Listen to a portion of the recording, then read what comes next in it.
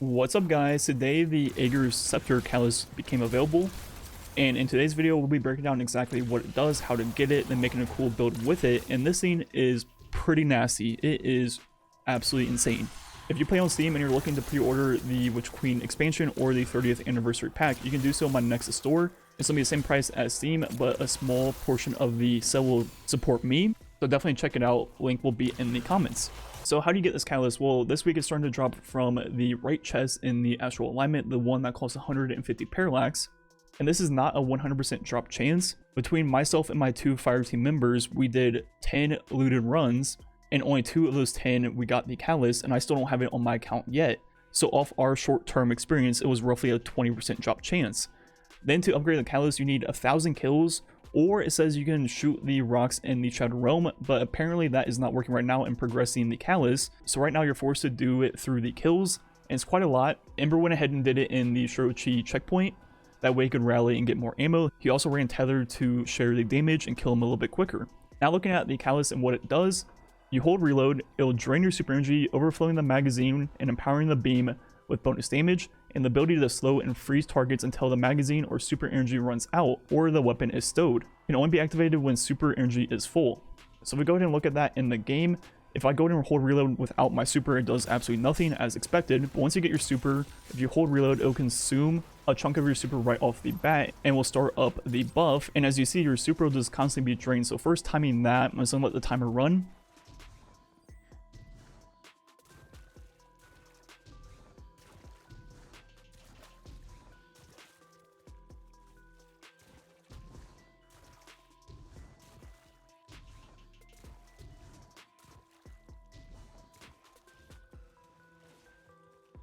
As you see, it takes roughly 27 seconds for your entire super to be drained, but what you can also do is just shoot your weapon, and if you run out of the magazine, which has boosted to over 190, the super will stop being drained and you will lose the perk.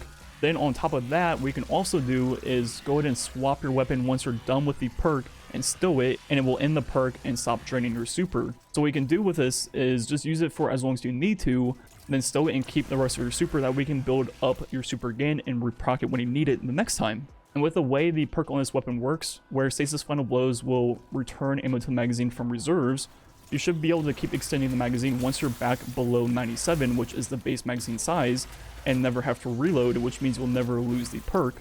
Then on top of that, as you get kills and pick up orbs and things like that and get super energy, it will also bump your super back up while it's draining and kind of offset the drain, which makes the perk last, in theory, forever.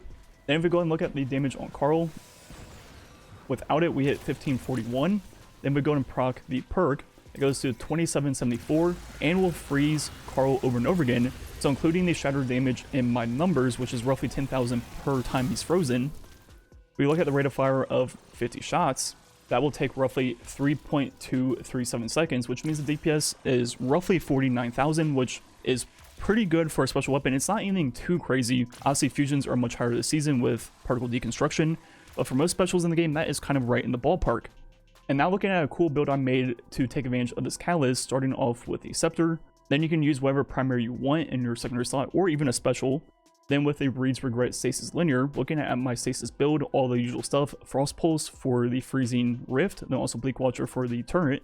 And we have Torment, Fissures, Refraction, then also Bonds to get our super extremely quick. And now our exotic armor piece of choice will be Mantle of Battle Harmony, which is when we get final blows with the Scepter, it will give us a chunk of super energy. And once we have our super, we'll also get more damage for our stasis weapons. Then looking at the mods for this build, there's gonna be 2 things going on. One will be a Rift build, one will be a Grenade build, and one will be kind of just an all-around super build.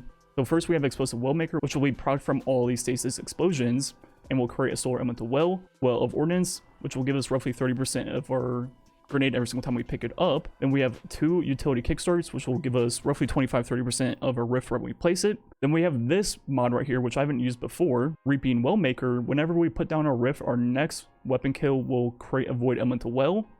Then when we pick up that Void Well, we have Well of Utility, which will give us an extra chunk of our rift. Now our final mod will be Elemental Armaments, which will create a Stasis Well when we get kills with the Scepter.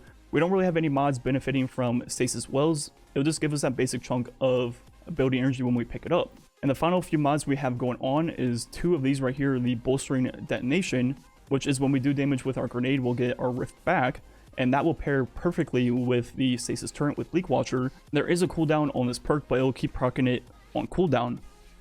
And finally, the last mods are Double Dynamo to get a big chunk of our super when we place our Rift. So overall, the whole point of this build is you get your super extremely quick in the first place, then once you have it, you go ahead and proc the Catalyst perk on the Scepter, and just go crazy. You'll never have to reload, and the timer will never run out.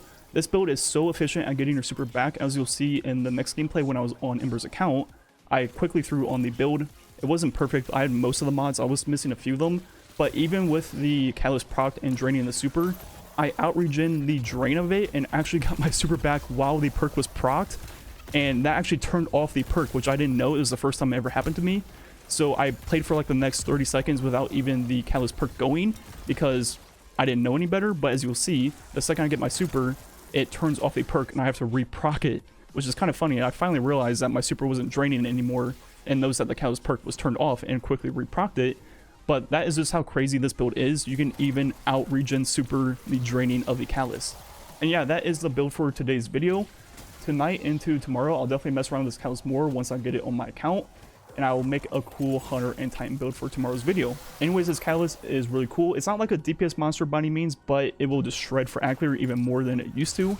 And overall, it's extremely cool Catalyst. This build is absolutely insane. And yeah, I think that's gonna be it for today's video. Just some strike gameplay left. Thanks for watching. Catch you guys next time.